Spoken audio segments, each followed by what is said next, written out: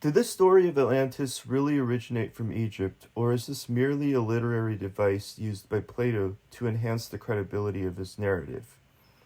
If Plato lied about the Egyptian origin of the Atlantis story, we can safely dismiss the rest of his narrative. But if he was telling the truth about it, suddenly the entire story becomes much more credible. Therefore, the truth or falsity of his claim concerning the Egyptian origin of the Atlantis story is the heart or the crux of the whole story. Because if he lied about that, then we can't believe anything else that he says. But if he told the truth about that, then suddenly everything that he says becomes much more credible. Now, it must be acknowledged that even if Plato's story of Atlantis can really be shown to have very likely have originated from Egypt and is an actual Egyptian story, it doesn't necessarily mean that the Egyptians themselves were right about Atlantis and that it actually existed. Of course, the Egyptians could have believed something that was false, as anyone can be wrong about anything. But to demonstrate that the story of Atlantis was a real Egyptian narrative would overall enhance Plato's authority and effectively refute one of the central claims put forth by mainstream academics, which is that the story of Atlantis is a fictional morality tale, or myth, entirely invented by Plato that isn't actually rooted in real mythological traditions. I will provide two supporting arguments for the claim that Plato's story of Atlantis was rooted in real Egyptian historical and mythological traditions. At the outset, it is necessary to provide an overall outline of the context of Plato's claim of an Egyptian origin of the Atlantis story. Plato claimed in his dialogues concerning Atlantis that the story was told to his ancestor Solon, who journeyed to Egypt around 600 BC, where a priest in the city of Sais told him the story. Plato also claimed that the story had then been passed down through Solon's family over several generations until it finally reached him. In addition, Plato claimed that the names of the gods and the kings of Atlantis, as well as the entire story, were not conceived of and written down by the Egyptians in their own language, but were translated into Egyptian from another language. And further, that when Solon went to Egypt and learned about the tale and the names of the Atlantean gods and kings, that he translated them into Greek. In other words, there was a double translation. It wasn't just Solon who translated the story and the names of the Atlantean gods and kings from Egyptian to Greek, but the Egyptians themselves, according to Plato, translated it from another language to their own. Continuing this argument, a notable aspect of the Atlantis story is the creation narrative of Atlantis, in which Poseidon, the Greek god of the oceans, has intercourse with Cleito, a mortal woman, and gives birth to 5 pairs of twins. I will read a passage in Plato's Critias, one of the 2 dialogues in which he discusses Atlantis, that goes into more detail on this matter. I have before remarked in speaking of the allotments of the gods that they distributed the whole earth into portions differing in extent, and made for themselves temples and instituted sacrifices. And Poseidon, receiving for his lot the island of Atlantis, begat children by a mortal woman, and settled them in a part of the island, which I will describe. Looking towards the sea, but in the center of the whole island, there was a plain in which is said to have been the fairest of all plains and very fertile. Near the plain again, and also in the center of the island, at a distance of about 50 stadia, there was a mountain not very high on any side. In this mountain there dwelt one of the earth-born primeval men of that country, whose name was Evenor, and he had a wife named Leucippe, and they had an only daughter who was called Cleito. The maiden had already reached womanhood when her father and mother died. Poseidon fell in love with her and had intercourse with her, and breaking the ground enclosed the hill in which she dwelt all around, making alternate zones of sea and land larger and smaller, encircling one another. There were 2 of land and 3 of water, which he turned as with a lathe, each having its circumference equidistant every way from the center, so that no man could get to the island, for ships and voyages were not as yet. He also begat and brought up 5 pairs of twin male children, and dividing the island of Atlantis into 10 portions, he gave to the firstborn of the eldest pair his mother's dwelling and the surrounding allotment, which was the largest and best, and made him king over the rest. The others he made princes and gave them rule over many men and a large territory. End quote. The key elements of this narrative that I will bring to attention are: first, the story of Poseidon, Greek god of the sea, choosing a mountain not very high on any side as the location to have intercourse with a mortal woman. And secondly, the creation of 5 pairs of twins as a result of this coupling. I will show that both of these elements of the creation narrative of Atlantis, as presented by Plato, are definitively paralleled in traditional Egyptian mythology and are not paralleled in traditional Greek mythology. One of the most well-known Egyptian myths is that of the myth of the primeval mound rising from the waters of Nun, the primordial sea. Atum, the creator sun god, then summons into existence pairs of deities from atop this primordial mound. The narrative, sourced from the website at the link below, can be summarized as follows. Start quote. Ancient Egyptian temples were not just homes for the gods. They were also replicas of the universe at the moment of creation. In Egyptian mythology, the universe emerged from a vast ocean of nothingness. For countless eons, the creator sun god, Atum, had drifted asleep in this primordial sea, which the Egyptians called Nun. Eventually, the creator god awoke and willed a small island to emerge from out of the cosmic sea.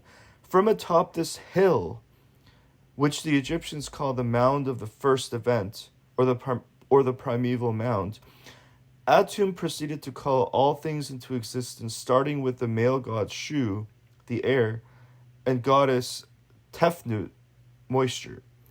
Next came a third generation of deities in the form of the male earth god Geb and the sky goddess Nut. After further generations, every feature of nature was born, each with a god or goddess to govern it. End quote. In this Egyptian creation myth, we see all of the elements contained in Plato's creation story of Atlantis. We have the primeval mound in the Egyptian tale, which finds parallel in the mountain not very high on any side in Plato's tale. This primeval mound arose out of the primeval sea, which the Egyptians called Nun. An Atum from this mound gives birth in an act of self-creation that has been interpreted as either the deposition of semen or sneezing. This may seem somewhat different from Plato's story of Atlantis, in which it is the god Poseidon who mates with a mortal woman named Cleito, but it is not so different as it may seem at first glance.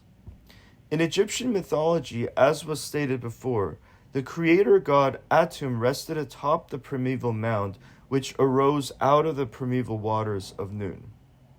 In Plato's narrative, the single god Poseidon captures the essence of both Atum and Nun, for Poseidon in Plato's narrative acts as the agent of creation that Atum plays in Egyptian cosmology, and as the primeval waters of Nun, being that Poseidon is the god of the waters. What appears to be different seen in this light has a clear parallel. Poseidon in the Atlantis story, as written down by Plato, performs the role of both Atum and Nun in a single entity, with the role of Atum being played as the progenitor of the civilization of Atlantis and the pairs of twins, and Nun in the form of Poseidon as the personification of the god of water.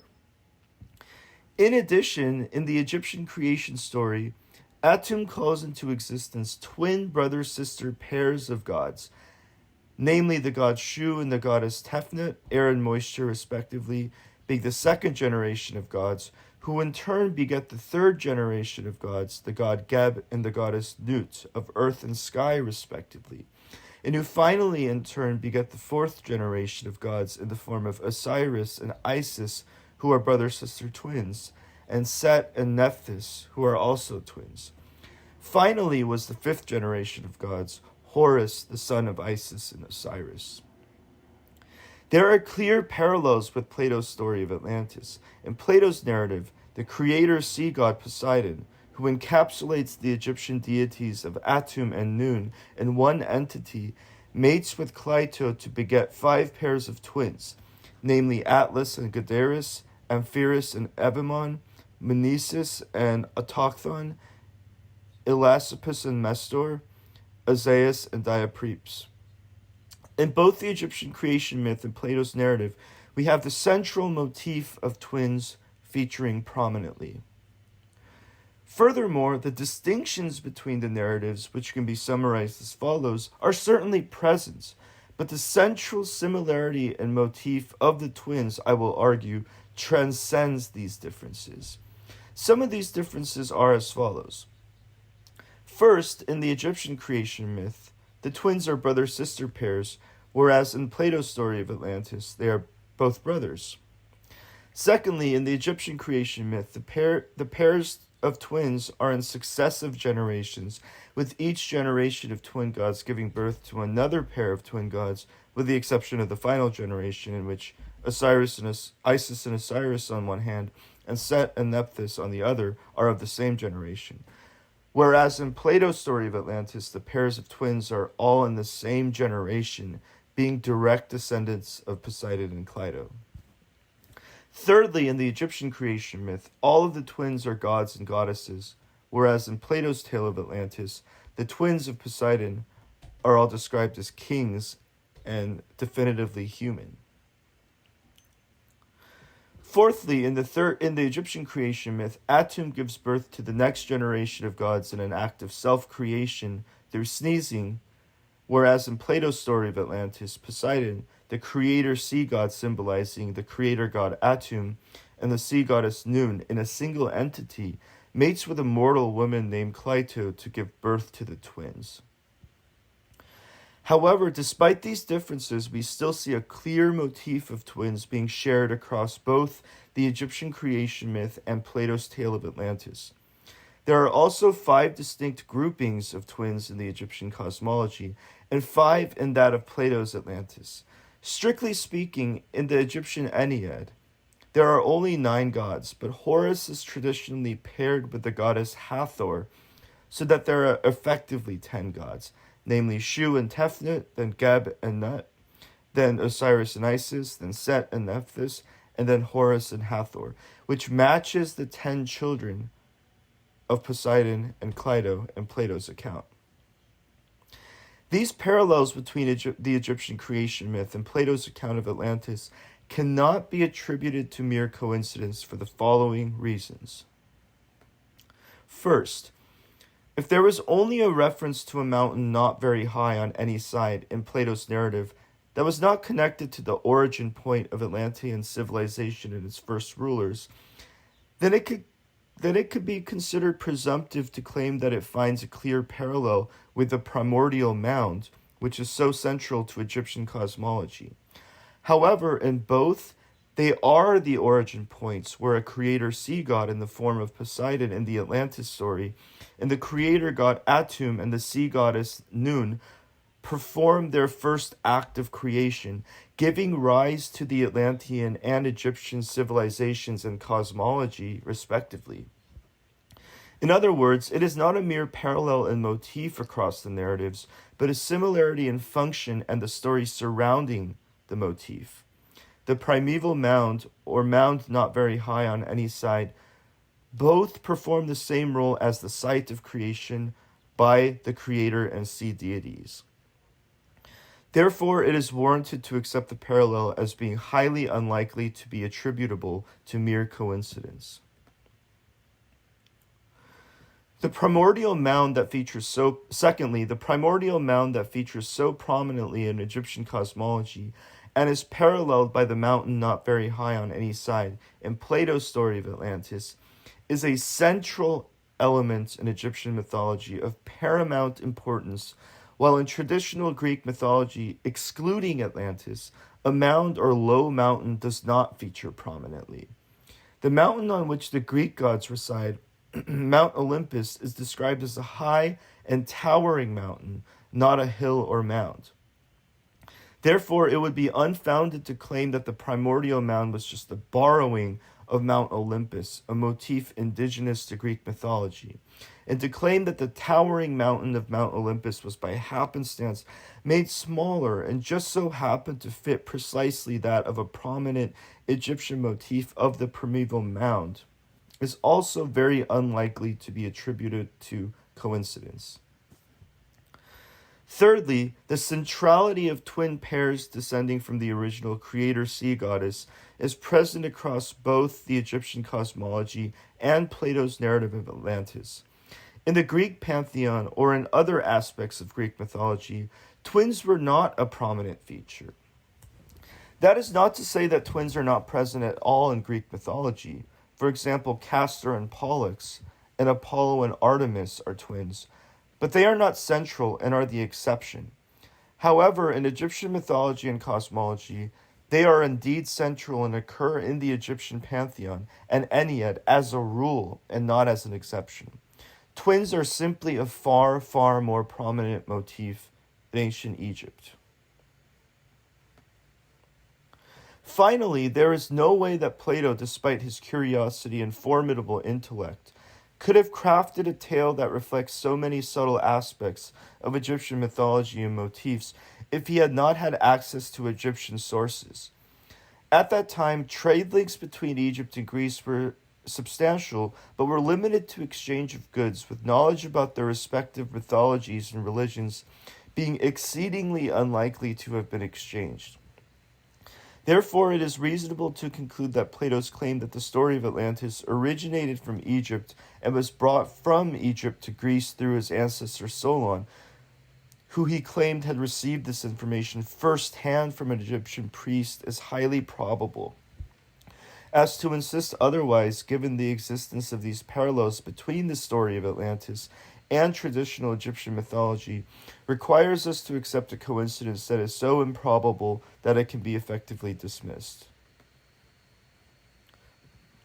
The story of Atlantis, as written down by Plato upon closer examination, reveals clear and nearly indisputable references to traditional Egyptian mythology that provide clear and convincing evidence that the story is indeed of Egyptian origin. There are two conclusions that we can draw from this that are truly provocative. First is that the story of Atlantis and Plato's credibility is markedly strengthened, and that while it does not demonstrate the truth of the story of Atlantis in an absolute sense, as the Egyptians themselves could have been mistaken about the story of Atlantis, given that anyone can be mistaken about anything, it does strongly suggest that the story of Atlantis was a genuine tradition in ancient Egypt and not an invention of a single imaginative mind in the person of Plato. This greatly enhances the credibility of the story of Atlantis and provides a strong argument for its possible veracity.